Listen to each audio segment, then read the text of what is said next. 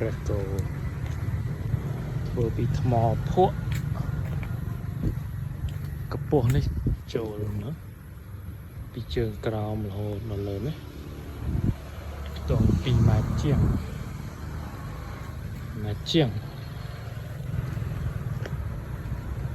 បណ្ដោយនេះចូល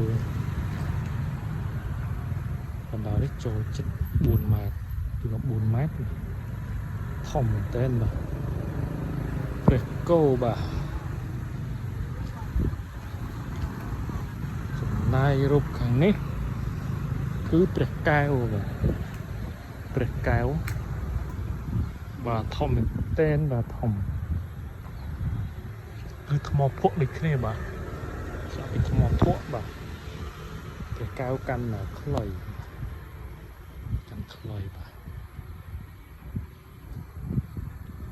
បាទព្រះគោព្រះកែវជាតួអង្គមួយក្នុងសំខាន់ដែរក្នុងប្រវត្តិសាស្ត្រខ្មែរ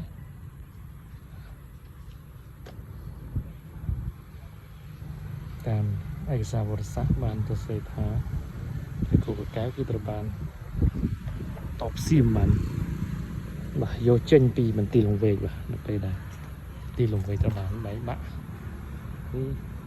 សៀមបានដឹកជញ្ជូនបាទព្រះគោព្រះកែវយកទៅស្រុកសៀមបាទនៅពេលនោះតាមឯកសារត្រង់នេះបាទជាថាក្នុងពោះរបស់ព្រះគោនោះគឺមានទុកដោយពីសាស្ត្រាក្រាំងផ្សេងបាទក្បួនតម្រាច្បាប់ផ្សេង